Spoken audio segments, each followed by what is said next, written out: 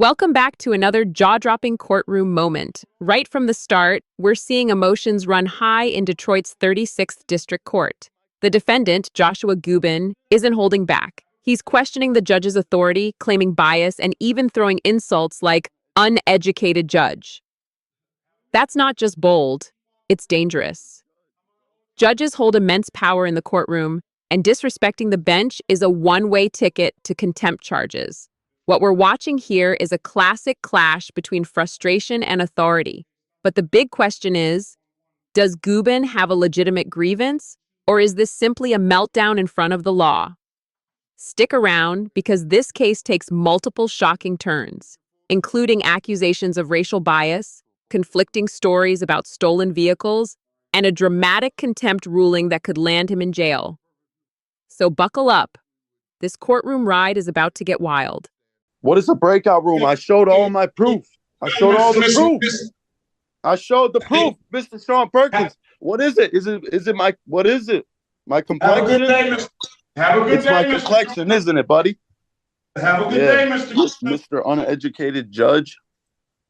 Have a good day, Mr. Gubin. You keep on How are talking you out of even turn. a judge? I'm gonna hold you in contempt, okay? And we're gonna give you some jail time, okay?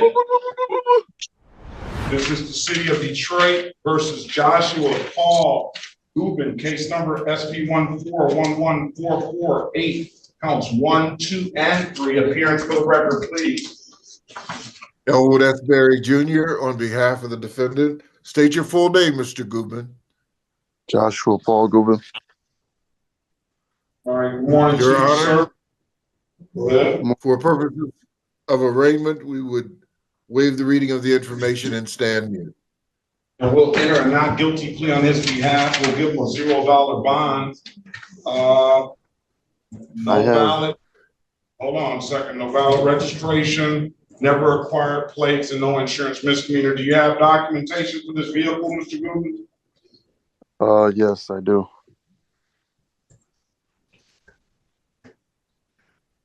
Where are they? Here's the registration. Hold it up. Let's see what you have. Personalized pickup round, Joshua Paul, 1/7/20. That's expired.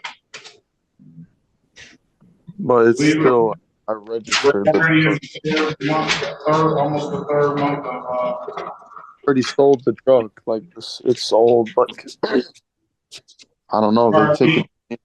First bought the truck. I got license plate right after. now. I can't understand what you're saying. Say that again. I had just bought the truck when I got ticketed, and I immediately got the truck registered and fully insured right after, but I sold the truck. Do you have a vehicle in your name, sir? Now? Yeah, I do. Let's see what you have for that vehicle, registration and insurance. Okay. I have my Progressive app. You want to send me you want to send it to my email address, sir?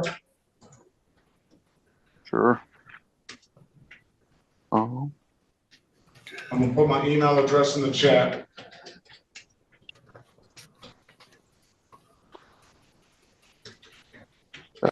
Okay. I'm looking for valid registration and insurance, please.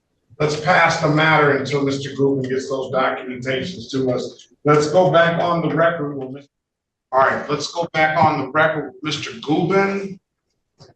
I have a insurance Top right policy. corner. It's my wife and me. Quiet, Mr. Gubin. I have an insurance policy here. And here's where things start spiraling out of control. The judge calmly asks for simple documentation, proof of insurance and registration. That's standard. But instead of producing a clear, dated policy, Gubin hands over expired paperwork and even a page missing crucial details. When pressed, his story shifts. First, the truck was sold, then it was stolen at gunpoint. Two completely different explanations. From a legal standpoint, This looks less like bad luck and more like credibility unraveling in real time. Judges don't just want documents, they want consistency. What do you think? Was Gubin genuinely confused, or was he trying to mislead the court? The only thing about this is I don't see a valid date.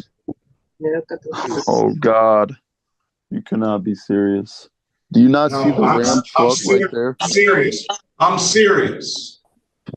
I'm surprised I'm not getting the same courtesy as the others. This is blowing. I'm giving you the same courtesy. I'm giving you an opportunity to show me some proper documentation. You showed me some invalid registration first.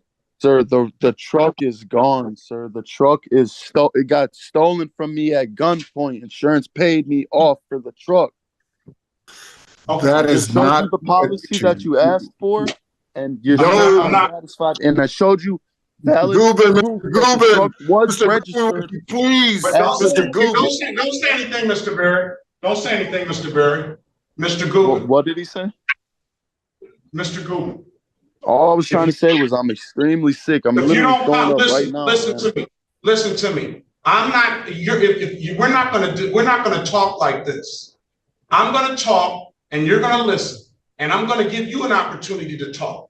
All right. So first of all, don't accuse me of not giving you the same courtesy as everybody else, because that's absolutely not true.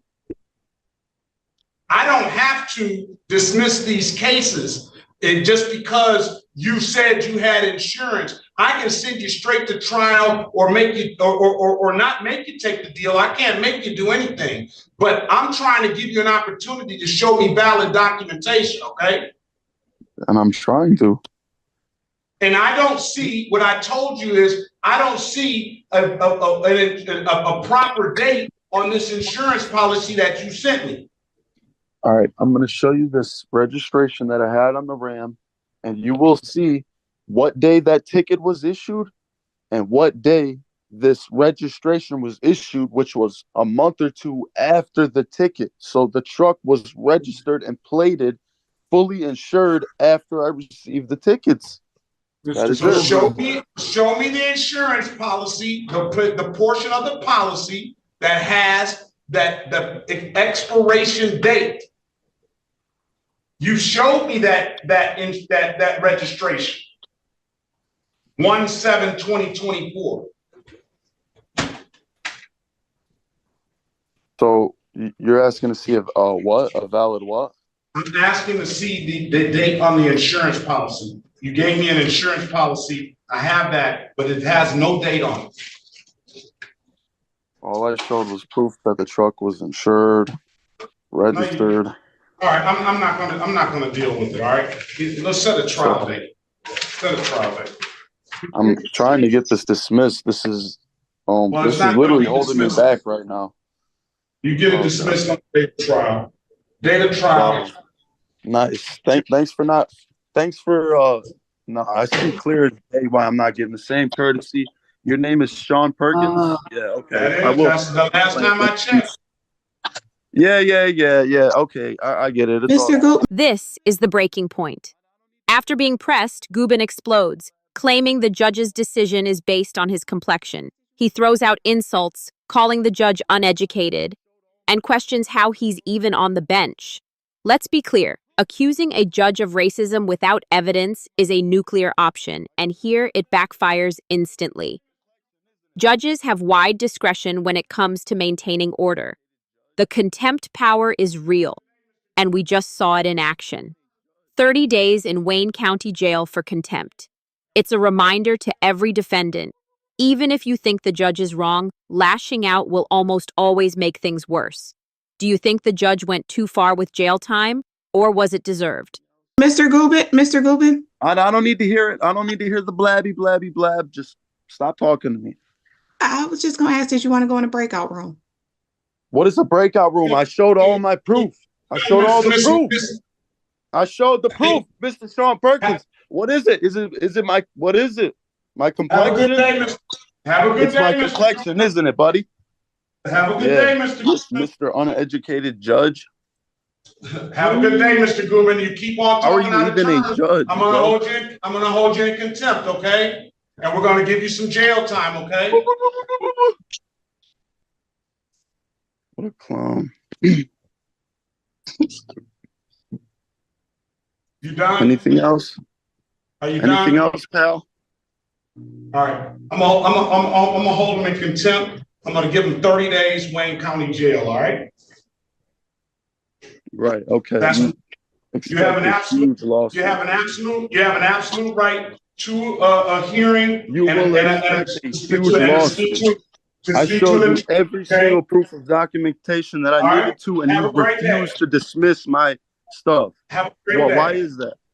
Have a great day. We're not talking anymore, all right? We're done talking. Yeah, that's what I 30 thought. days Wayne County Jail. Right. City of Detroit versus Joshua Rubin. Number SP14114481. Strike that. SP14114448 counts 1 and counts 2.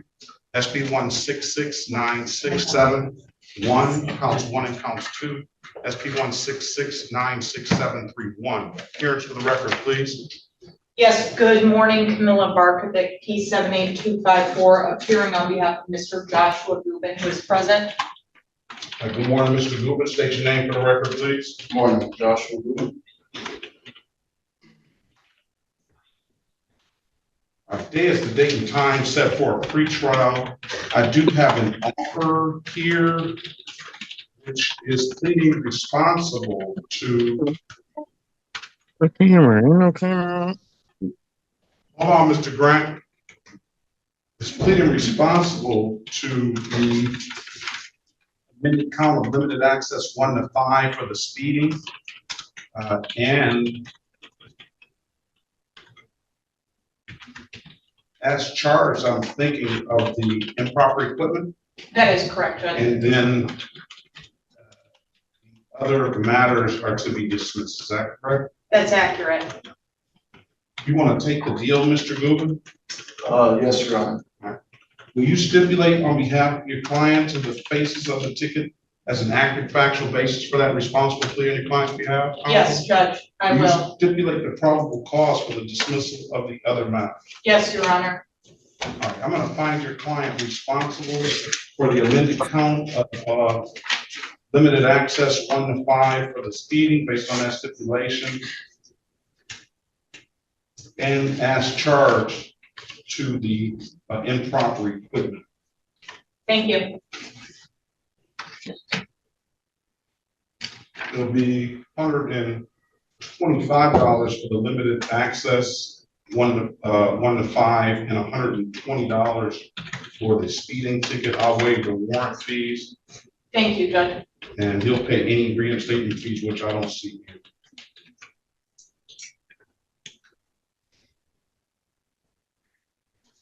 Anything further? We're gonna take him into custody. Well, Judge, I wanted to ask that you respectfully reconsider your position.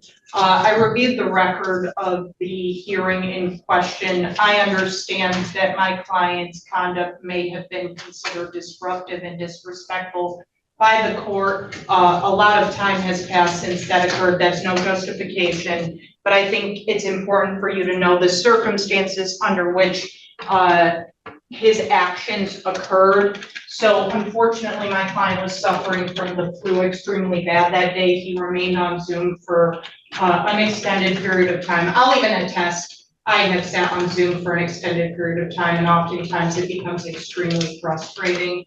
Obviously, this court moves its docket. This court is very accommodating. But given his illness and given the circumstances, he was not a happy camper. Again, that is no excuse for his actions towards the court. You obviously don't know Mr. Gubin. You probably never will. I've known him for an extended period of time. He is not who this court may think he is. He has always been respectful, diligent in addressing all of his obligations. He's 27 years old. He does not have any significant or substantial criminal history. He's married. He has 2 minor children who are absolutely beautiful. His pride and joy. He owns and operates his own business in Wayne County, specifically a gas station. His wife doesn't work. He's the sole provider for his family. Judge, if you would consider not imposing a jail sentence at this time, and maybe imposing an alternate sanction, which the court has authority to do, such as a fine, or anything else that this court deems appropriate, such as community service, my client will gladly accept that. I do know that he wishes to make a statement directly to this court, and I'll allow him to do that at the present time if the court would permit. Well, let me say this. I appreciate your argument and your diligence on the behalf of your client. I went over and I reviewed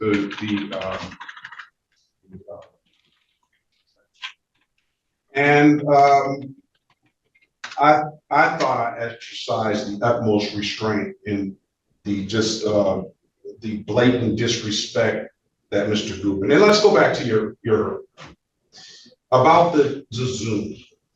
There's always an opportunity for an individual to come in person and sit in the court. Sure. So that's sort of like, the court looks at that as sort of like a benefit. You know, we allow people at work, we allow people at home who are sick.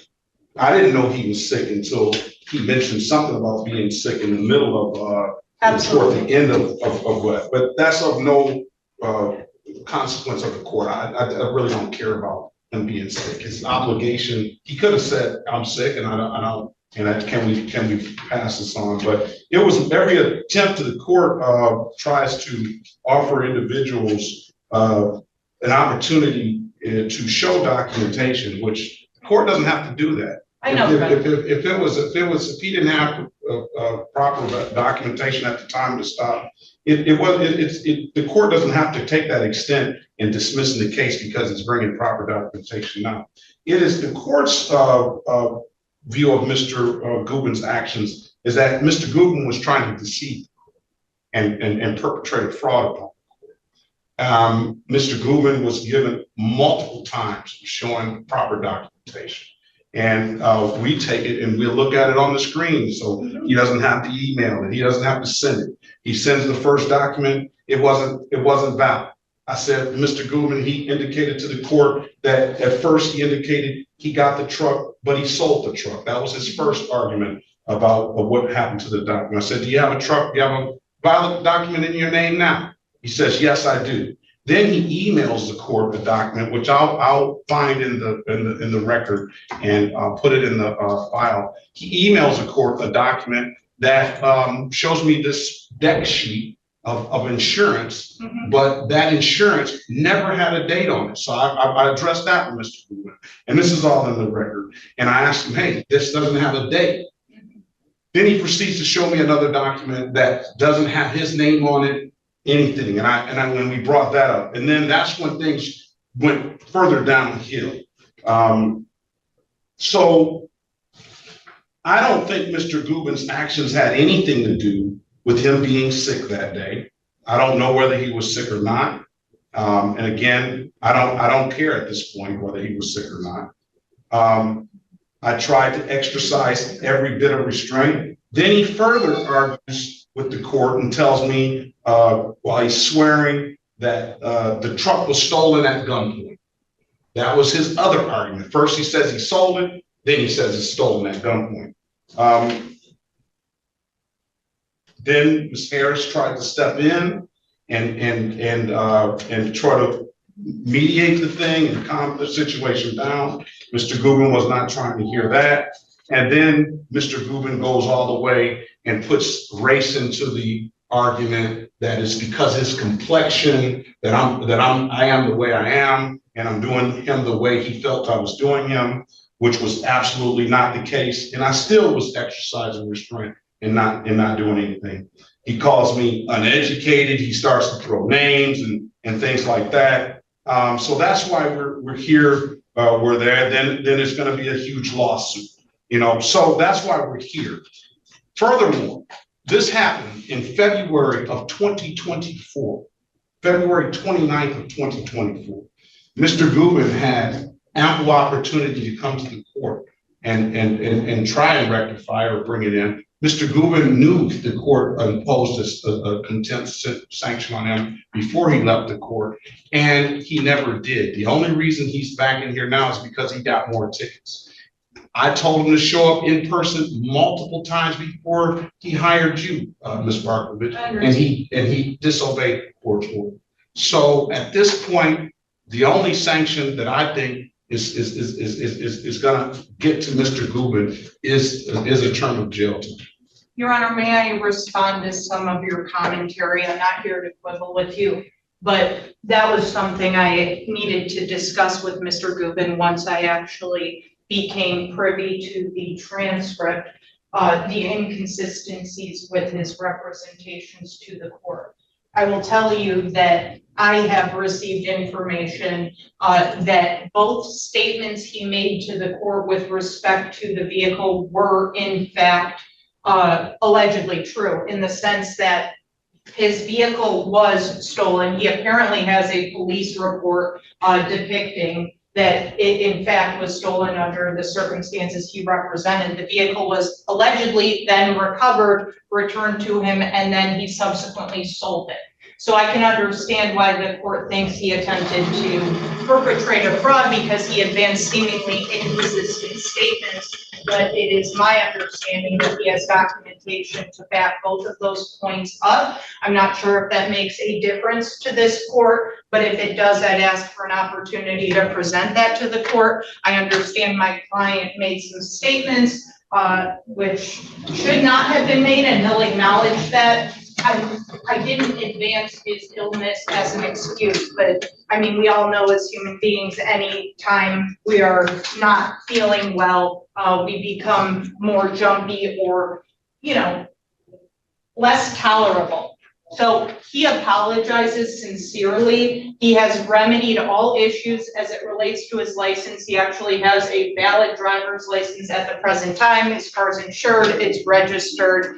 I understand that you think a jail sentence is an appropriate sanction. If you are insistent on continuing to maintain that position, which you can do because you're the boss here, Judge, I'd ask that you consider a reduced sanction and give him a week.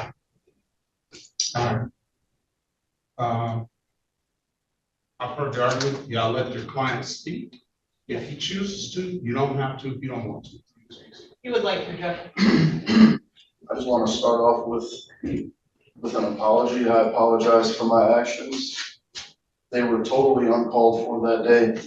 And I made some terrible misjudgments, and I'm completely wrong for that on my part. And I don't want to try to defend anything I said that day because there's nothing to defend. I was completely wrong. I can't. I just should have All died right, last time I was on. please, you gotta mute yourself. Go ahead. I just believe that things were just misunderstood that day, and the documents that I was showing, it was misunderstood, and I lost my cool because I was very sick that day, and it's just a terrible mistake I made, and I regret it deeply. So. Is that it, sir? This one document, Ms. Barkovich, that there was a deck sheet or part of a deck sheet that he sent me. It had pages 3 or 4. This is the reason why I say he intended to perpetrate a fraud. He could have sent this whole document. We all have insurance policies, and we know what those documents look like. And I have page 3 or 4 here, and I think he intentionally sent me these pages because he knew that if he sent me the pages that we were actually looking for, it would have had the proper data. Secondly, I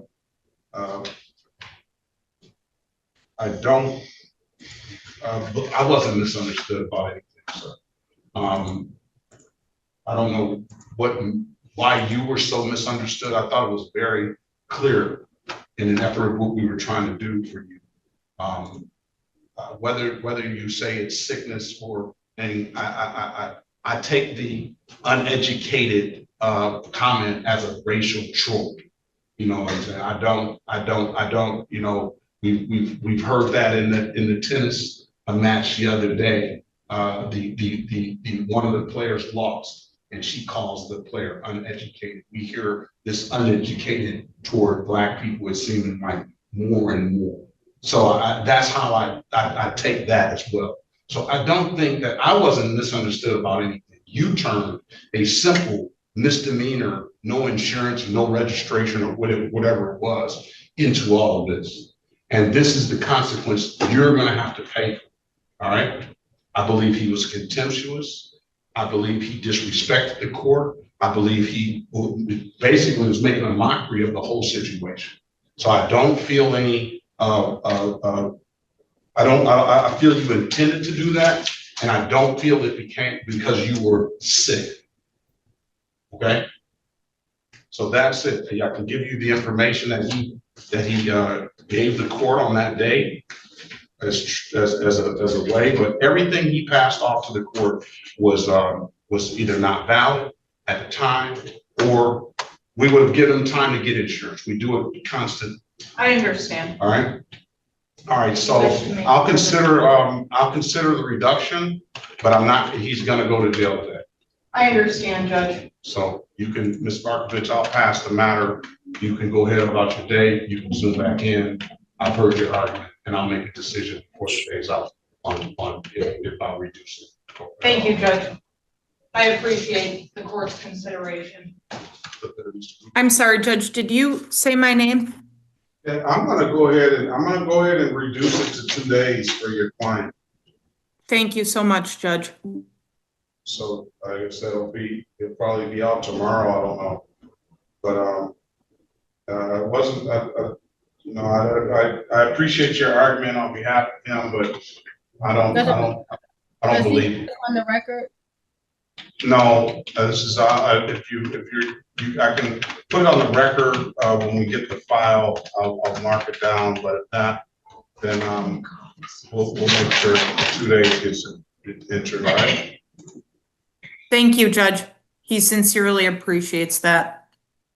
I'm sure he does. I do too. And thank you for your time today. But I really wasn't doing it for him either. I understand. Thank you. All right. All right. And just when it seemed like Gubin was headed for a full 30-day stint, his attorney steps in with a passionate plea. She humanizes him, pointing out his family, his business, his children, and argues that his outburst was fueled by illness and frustration. Against the odds, it works. The judge reduces the sentence to just 2 days. But even then, he makes it clear. This wasn't about sickness or misunderstanding. It was about deception, disrespect, and defiance. The key takeaway? Courtrooms run on evidence and respect. Lose either, and you lose control of your case. If you found this breakdown as shocking as we did, make sure to hit that like button, share your thoughts in the comments, and don't forget to subscribe for more jaw-dropping courtroom moments and legal breakdowns.